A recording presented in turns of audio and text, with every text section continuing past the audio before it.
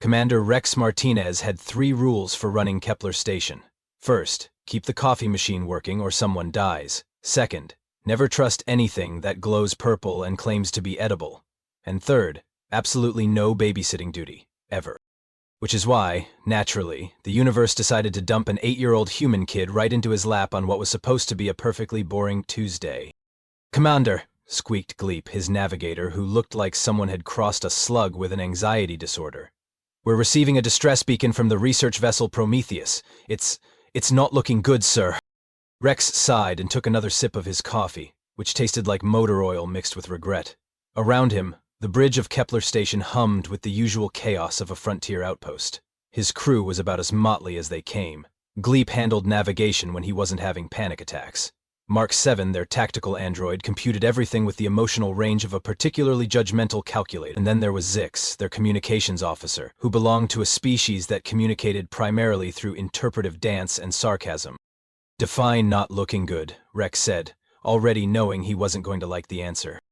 "Well, sir, the ship appears to have been, how do humans put it, thoroughly ventilated by plasma cannon fire. Life signs are minimal, actually just one, and it's very small." Rex set down his coffee with the careful precision of a man who had just felt his peaceful morning slip away like sand through his fingers. "How small are we talking, Gleep?" "Child size, sir. Human child size." "Fantastic." Rex rubbed his temples, feeling a headache building. "Mark 7, prep the rescue shuttle. Gleep, plot a course to the Prometheus wreckage. And somebody find out what the hell a research vessel was doing in this sector with a kid on board." 20 minutes later, Rex was floating through the twisted remains of what had once been a state-of-the-art research ship, following the faint ping of a life sign beacon. The Prometheus had been torn apart like tissue paper, its hull breached in a dozen places. Whatever had hit it had been thorough, professional, and completely without mercy. He'd found the kid in an emergency pod tucked away in what used to be the science lab. Tommy Kim, according to his ID bracelet. 8 years old, brown hair that stuck up in 12 different directions, and the biggest brown eyes Rex had ever seen on a human being. "Are you here to rescue me?" Tommy asked, with the matter-of-fact tone that only children could manage in situations that would send grown adults into therapy. "That's the plan, kid," Rex said, running a quick medical scan. "Miraculously uninjured, just scared and probably hungry. What happened here?" "The scary bug people came," Tommy said, clutching a stuffed dinosaur that had seen better decades. "Mom and Dad told me to hide in the safe room and wait for help. They said someone would come." Rex felt something twist in his chest, which was problematic because he'd specifically trained himself not to feel things during rescue operations. It made the paperwork easier. "Well, they were right. I'm Commander Martinez, and I'm going to take you somewhere safe, okay?" As they made their way back to the shuttle, Rex couldn't shake the feeling that this was just the beginning of something much worse. The attack pattern on the Prometheus was too clean, too systematic. This wasn't pirates or raiders looking for quick salvage. This was something organized, something that took its time and enjoyed its work. Back on Kepler Station, Tommy sat in Rex's office eating synthesized mac and cheese while Rex tried to figure out what to do with him. The kid was surprisingly calm for someone who just lost everything, asking questions about the station and whether Rex had ever fought space pirates. "So you're like a space policeman?" Tommy asked around a mouthful of artificial cheese product. "Something like that," Rex said, trying not to think about how the kid's parents had probably died buying him time to hide. "More like a space security guard." "That's cool. My dad said security guards are heroes who don't wear capes." And that's when Rex realized his third rule was about to get thoroughly shattered. Because there was no way in hell he was shipping this kid off to some bureaucratic processing center where he'd become just another number in the system. Which, as it turned out, was exactly the kind of thinking that the universe loved to punish with extreme prejudice. The proximity alarms started screaming just as Tommy finished his mac and cheese. The proximity alarms weren't just screaming. They were having a full-blown panic attack, complete with flashing red lights that turned the bridge into something resembling a discount nightclub having a seizure. "Report," Rex barked, scooping Tommy up and heading for the bridge. The kid weighed about as much as Rex's combat boots, but somehow felt infinitely more fragile. "Sir," Gleep's voice cracked like a teenager asking someone to prom. "We have contacts. Lots of contacts. Vorthak configuration." Rex's blood turned to ice water. The Vorthak weren't just your run-of-the-mill galactic menace. They were the galactic menace. Think of every nightmare humanity had ever had about giant killer insects, give them spaceships and a collective intelligence that made hive minds look like a book club, and you'd still fall short of the reality. How many ships? Rex asked, though he was already pretty sure he didn't want to know. All of them, sir, Mark 7 replied with his usual helpfully unhelpful precision. I count 47 vessels ranging from scout class to… oh dear. What's oh dear mean when a robot says it? I've Queen-class dreadnought, sir. The Zack's Fury. I believe this is what humans call being royally screwed.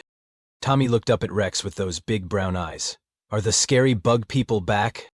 Rex felt every protective instinct he'd spent 30 years in the military trying to suppress suddenly roar to life. Yeah, kid, but don't worry. They're about to learn why you don't mess with humans. Which was a great line, except for the tiny detail that Rex was currently outnumbered about 1,000 to 1 by creatures that had been conquering star systems since before Earth had figured out fire. The main screen flickered to life, revealing the face of Hive Queen Zukteth herself. If someone had taken a praying mantis, made it the size of a small building, given it too many teeth and taught it to sneer, you'd get something approaching the horror that was now glaring at Rex through the viewscreen. Greetings, mammalian pest. Zack's voice sounded like grinding metal having an argument with a garbage disposal. I am Hive Queen Zakth of the Vothak Empire. You will surrender immediately and prepare to be absorbed into the collective consciousness. Resistance is futile and, more importantly, tiresome. Rex stepped forward, gently moving Tommy behind him. Commander Rex Martinez of Kepler Station. Thanks for the offer, but I'll have to pass. We're kind of busy today. Zakop's compound eyes shifted in what might have been amusement if insects were capable of finding anything funny besides the screams of their victims. Ah, yes, humans. The species that somehow convinced itself it matters. Your pathetic station has something we require. Let me guess, you want our coffee machine. Sorry, but that's non-negotiable. We detected a human larva aboard your vessel. We require it for study. The temperature in the room seemed to drop about 20 degrees. Rex felt something shift inside his chest, something primal and dangerous that had been sleeping until just this moment. The kid's not for sale, not for rent, and definitely not for studying, Rex said, his voice carrying a new edge that made even Armar 7 circuits recalculate threat assessments. Gleep was making little whimpering sounds that in his species probably counted as preparation for ritual suicide. Commander, perhaps we should consider their generous offer. The Vorthak are reasonable beings. I'm sure they just want to learn about human children, academically with minimal dismemberment. Late. Yes, sir. Shut up before I feed you to them myself. Zactus's mandibles clicked in what was definitely amusement now. How delightfully primitive. You would choose death over the simple transfer of one insignificant larva? Your species' attachment to Yumtur specimens is well documented but poorly understood. Perhaps studying both of you will provide insight. Rex looked down at Tommy, who was clutching his stuffed dinosaur and trying very hard to be brave. The kid trusted him, had called him a hero without a cape, and now this overgrown cockroach wanted to turn him into a lab experiment. Mark 7, Rex said quietly. What are the odds of us surviving a fight with 47 Vorthak ships? Mathematically speaking, sir, we have better odds of spontaneously developing the ability to photosynthesize. And if we surrender? The child will be subjected to what the Vorthak term comprehensive biological and psychological analysis. Based on their previous research methods, I calculate a survival probability of 0.03%. Rex nodded slowly. So we're screwed either way. Essentially, yes, sir. Then let's at least make it interesting. Rex turned back to the view screen where Zakth was waiting with the patience of a creature that had conquered entire star systems and had all the time in the universe. Here's my counteroffer, Rex said. You turn your ships around and get the hell out of my sector. In return, I don't show you why humans have the most creative profanity in the known galaxy. Zakth's laugh sounded like someone torturing a chainsaw. Amusing. Very well, human. You have chosen extinction. We shall begin with boarding parties. Try to keep the larva intact. The Queen Mother wishes to examine it personally. The screen went dark. Rex turned to his crew, who were all staring at him like he'd just declared war on physics itself.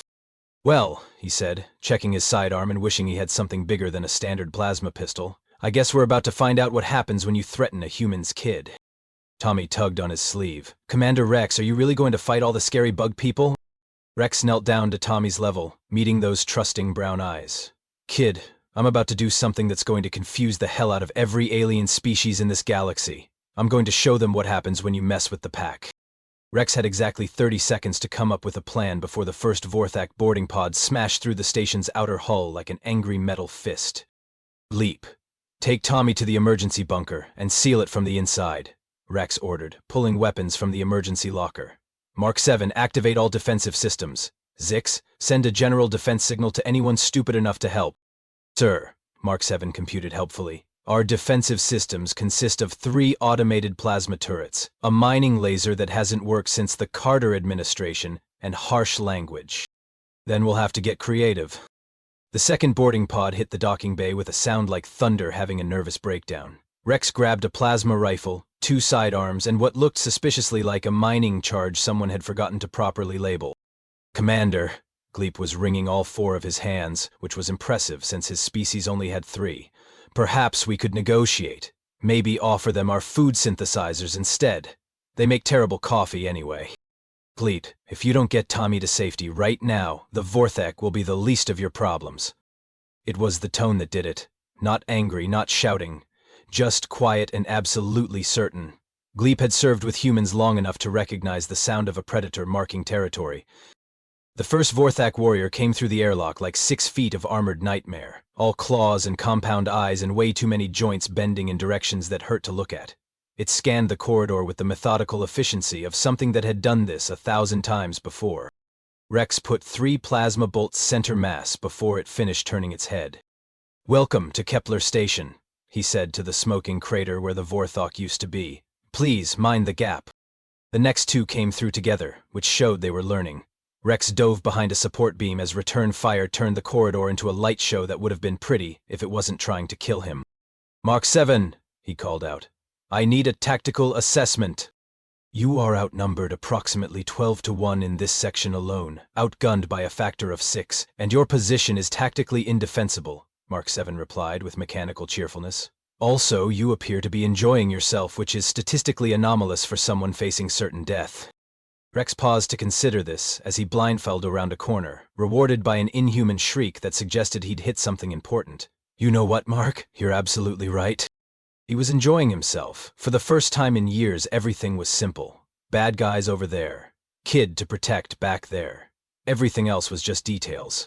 The mining charge made short work of the corridor ceiling, bringing down half a ton of debris that gave Rex a new route through the maintenance shafts. The Vorthak were tough, but they were also 8 feet tall. The shafts were built for humans and the occasional maintenance droid. Rex emerged behind the third boarding party, just as they were trying to figure out where their target had gone. He dropped from the ceiling like an avenging angel with anger management issues and a plasma rifle. Surprise, he said, and opened fire. What happened next would later be described in 17 different alien languages as unprecedented, mathematically impossible, and really quite disturbing to watch.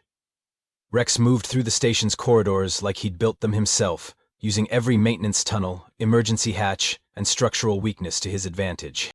The Vorthak had conquered systems with their methodical, overwhelming approach. They were used to enemies who fought logically, who retreated when outnumbered, who surrendered when faced with inevitable defeat. They were not prepared for a human who had decided that logic was optional.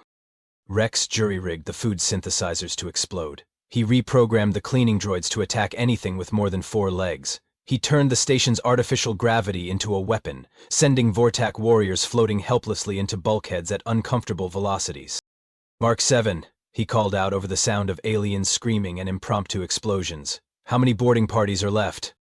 Sensors indicate 17 Vorthak remain functional, sir. However, I should point out that you have been fighting for 14 minutes without rest, have sustained minor injuries to your left arm and right shoulder, and are exhibiting behavior patterns that my psychology subroutines classify as magnificently unhinged.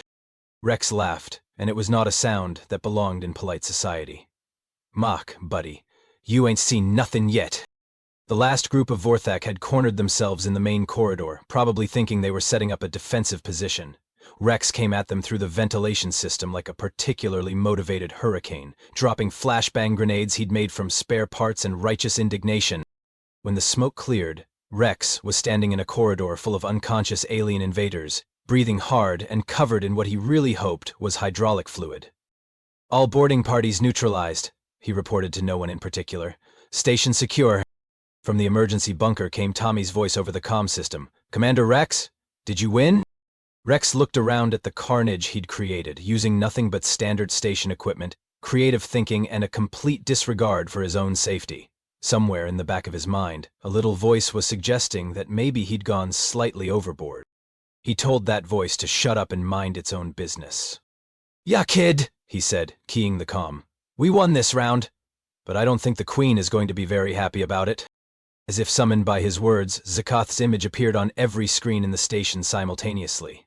The Hive Queen looked like she'd just swallowed something that disagreed with her, assuming insects could look personally offended by the universe's sense of humor. "Impossible," she hissed. "One human cannot defeat 43 Vorthak warriors."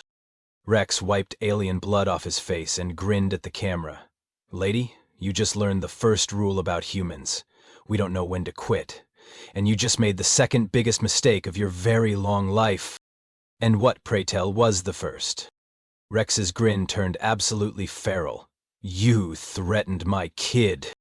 What happened next would go down in galactic history as the moment the universe collectively paused, blinked twice, and asked itself if it had been drinking. The first being to notice that something had gone spectacularly wrong with the natural order was Blix Quantum, a news reporter for the Galactic Broadcasting Network, who belonged to a species that looked like someone had crossed a jellyfish with a career politician. Blix had been monitoring the Vorthak fleet's communications for what was supposed to be a routine conquest story, when the transmission suddenly devolved into what could only be described as organized panic. "This is Blix Quantum, reporting live from the Outer Rim, where something absolutely unprecedented is happening," she broadcast, her translucent form pulsing with excitement. "The Vorthak Empire, conquerors of 67 star systems, appear to be, how do I put this delicately, getting their collective posterior handed to them by a single human. On the bridge of the Zokth's Fury, Hive Queen Zokth was experiencing something she hadn't felt in 3 centuries of conquest: confusion. It was not a comfortable sensation for a creature whose species had perfected the art of systematic galactic domination. "Explain to me again," she said to her tactical coordinator, a smaller Vorthak, whose job was to make overwhelming force sound scientific, "how one mammalian biped neutralized 43 of our warriors?"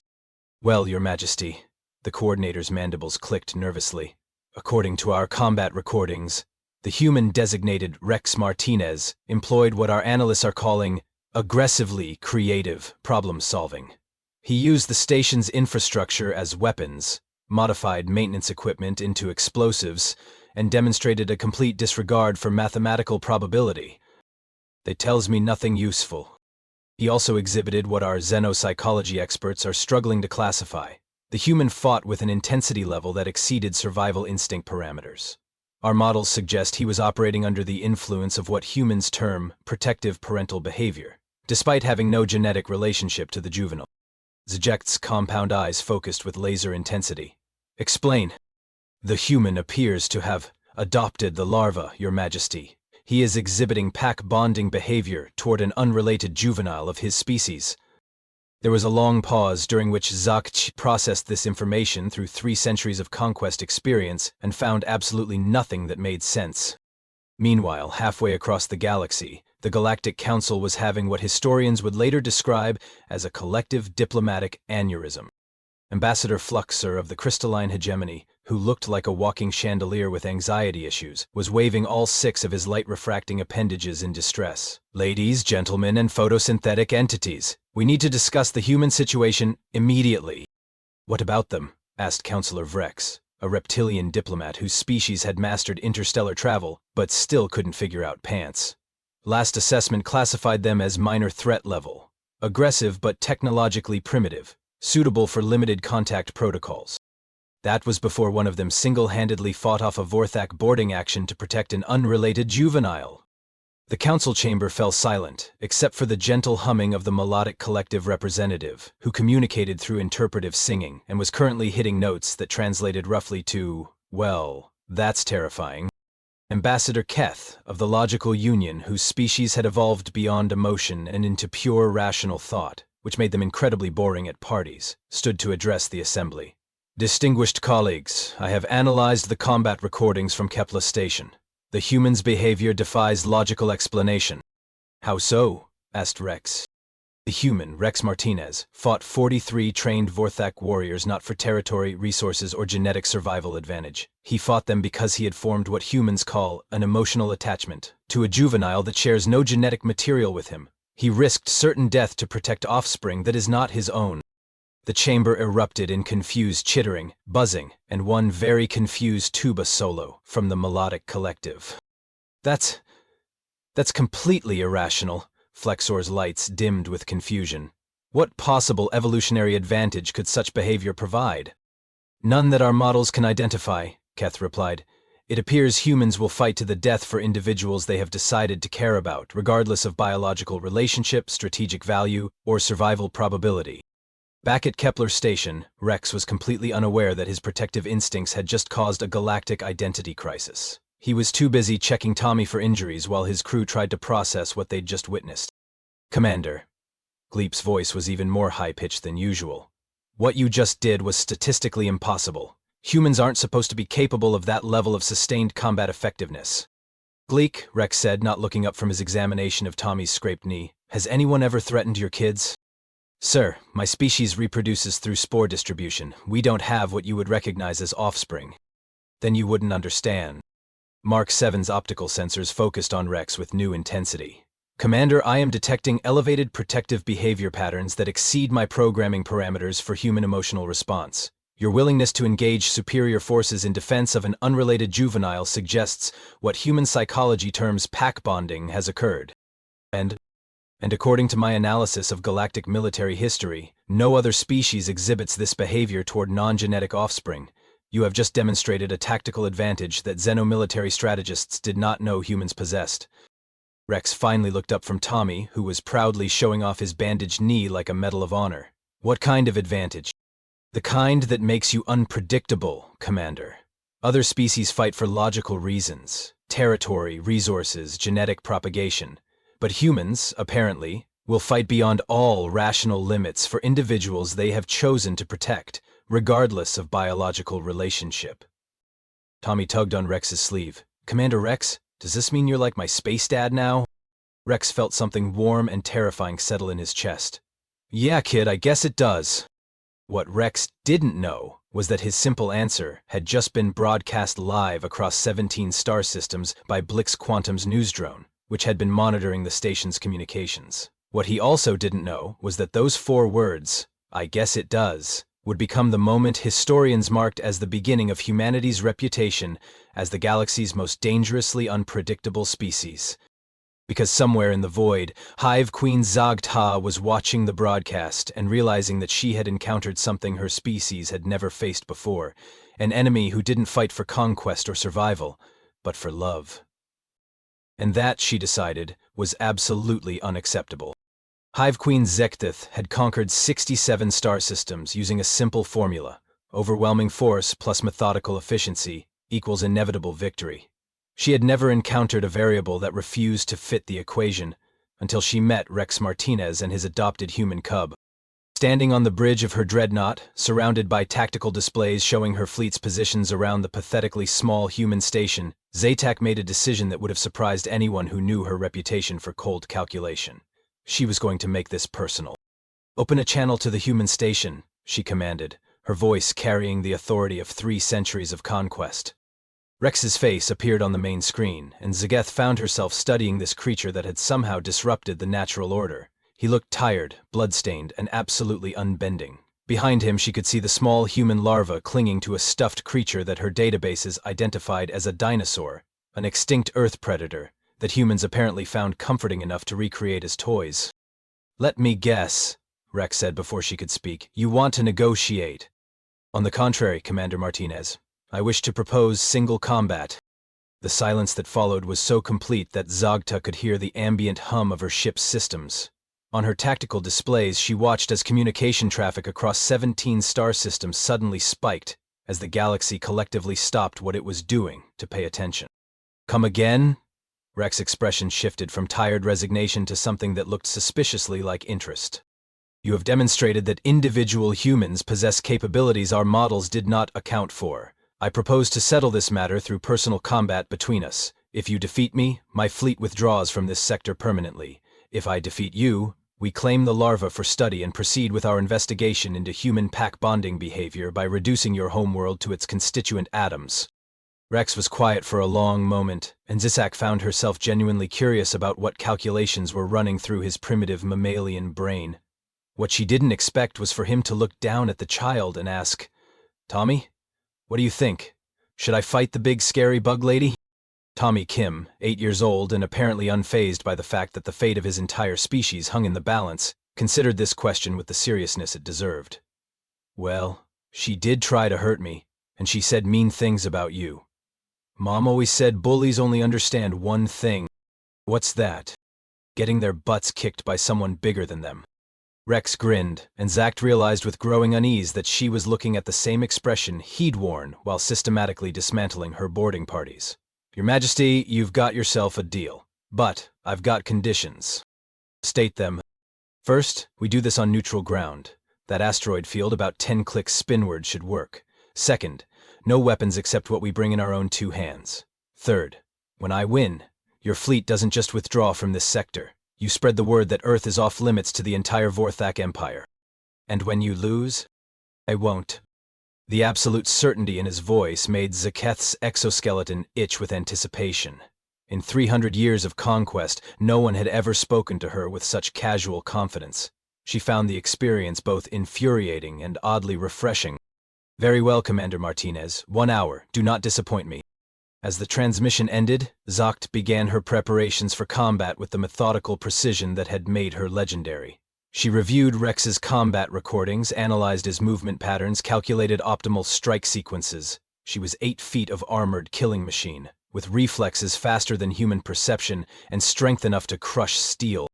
Meanwhile, on Kepler Station, Rex was having what could generously be called a pre-battle strategy session, and what could more accurately be described as organized chaos. "Commander," Mark 7's optical sensors were cycling through what appeared to be digital anxiety. "Hive Queen Zaketh is a genetically enhanced apex predator with 3 centuries of combat experience. Your probability of survival is approximately 0.001%. "Thanks for the pep talk, Mark."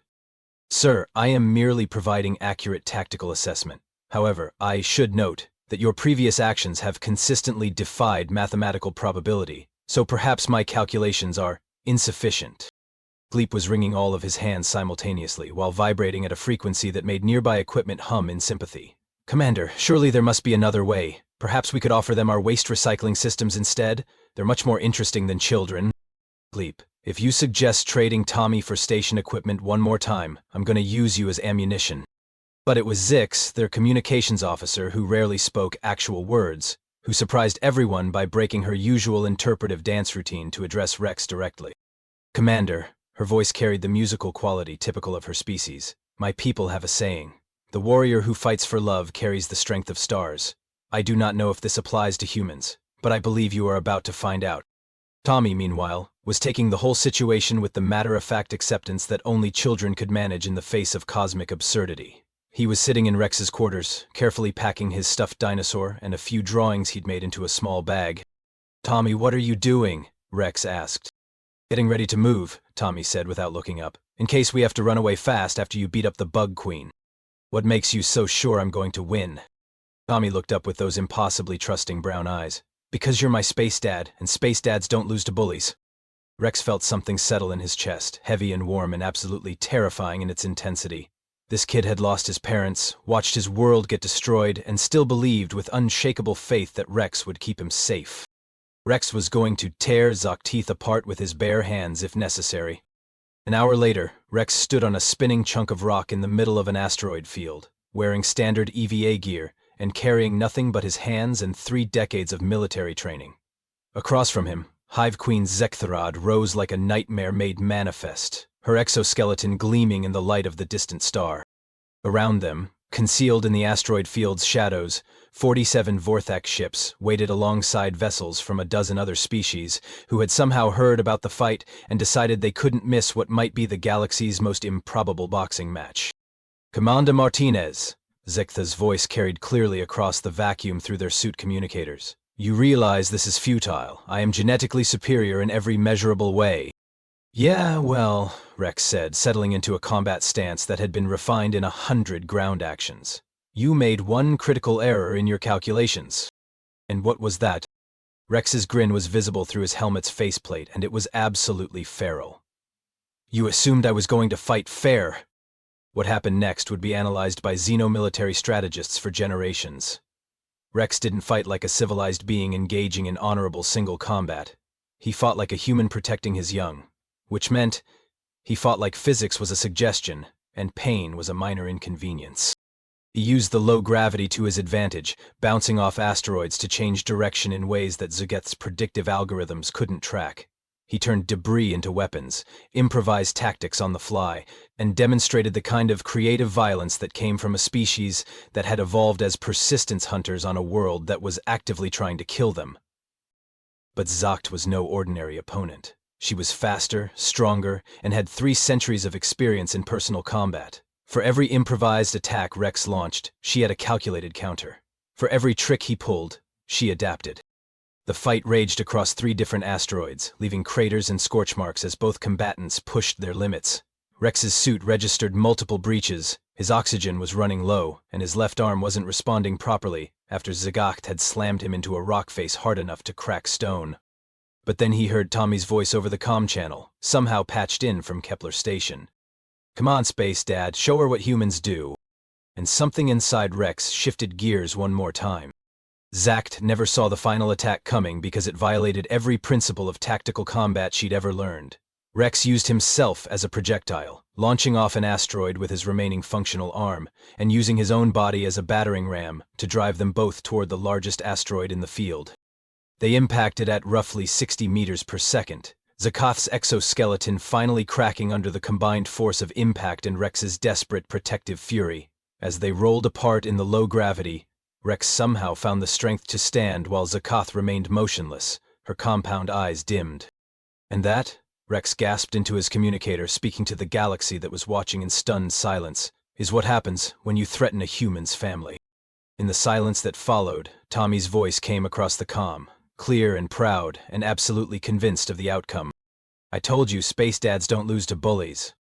The aftermath of what historians would later call the Kepler Station incident, or more colloquially, the day the galaxy learned not to mess with human kids, began with the most awkward diplomatic silence in recorded galactic history. 47 Vorthak ships hung motionless in space around the asteroid field where their hive queen lay unconscious, her exoskeleton cracked like a dropped egg. Nobody seemed quite sure what the protocol was for a situation where a single human had just defeated the most feared predator species in the galaxy, using nothing but improvised tactics and what could only be described as aggressive parenting instincts.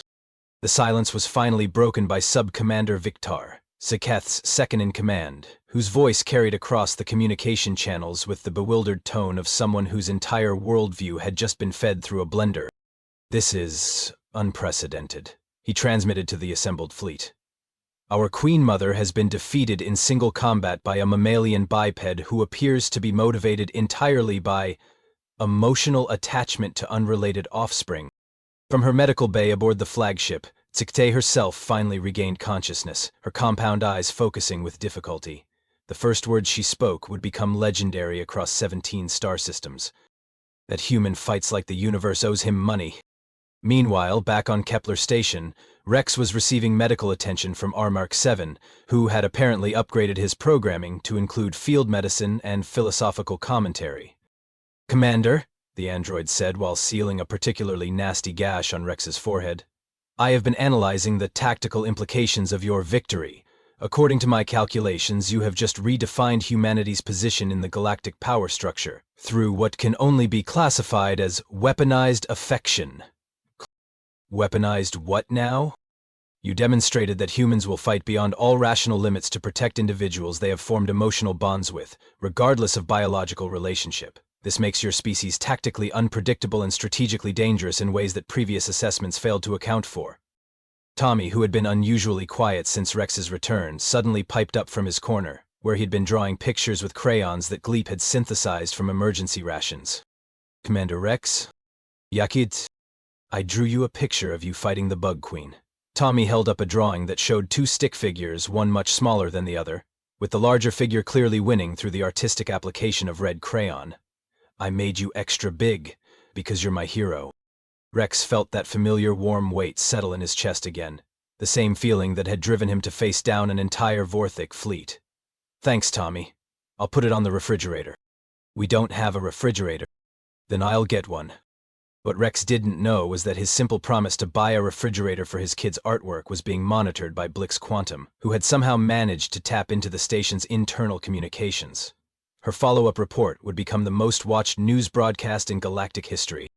"This is Blix Quantum with an exclusive update on the Kepler station situation," she transmitted to her audience of approximately 14 billion sentient beings across known space. The human, Rex Martinez, having just defeated a Vorthac hive queen in single combat to protect an unrelated juvenile, has now promised to purchase kitchen appliances so that he can properly display the child's artwork. Our xenopsychology experts are calling this the most terrifyingly wholesome behavior ever recorded. The ramifications rippled outward at the speed of interstellar communication. On the crystalline hegemony homeworld, Ambassador Fluxer was addressing an emergency session of his people's High Council, his light-refracting form pulsing with barely controlled panic.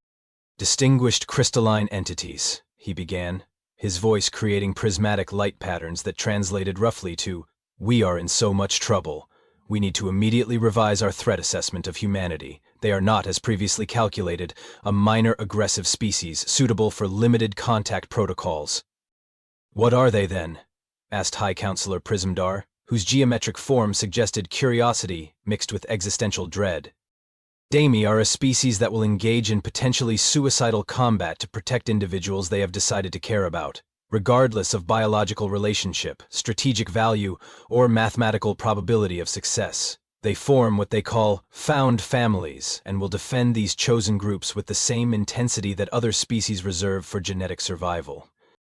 The silence that followed was broken only by the gentle tinkling sound of several council members' crystalline structures vibrating with fear.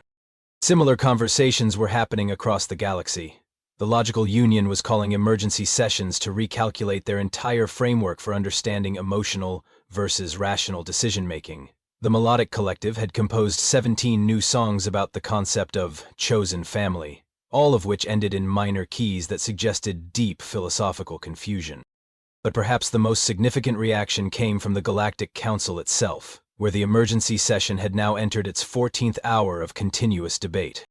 "The motion before us," announced Councillor Vrex, whose reptilian species had mastered interstellar diplomacy but was still working on understanding feelings, "is to officially reclassify humanity from minor threat level to, what are we calling it now? Do not provoke under any circumstances, especially when their young are present," replied Ambassador Keth of the Logical Union. "It's not elegant, but it is accurate." "Seconded," chorused approximately 47 different species simultaneously. The motion passed unanimously, making humanity the first species in galactic history to be reclassified based entirely on their capacity for aggressive child protection. 6 months later, Rex Martinez found himself in the surreal position of being promoted to Admiral and appointed as the galaxy's first official child protection specialist, a job title that had been invented specifically for him by a galactic council that still wasn't entirely sure what humans were capable of, but definitely didn't want to find out the hard way. His first official act was to establish the Tommy Kim Memorial Foundation for Orphaned Sentient Beings, which provided aid, protection, and family placement services for displaced children of any species.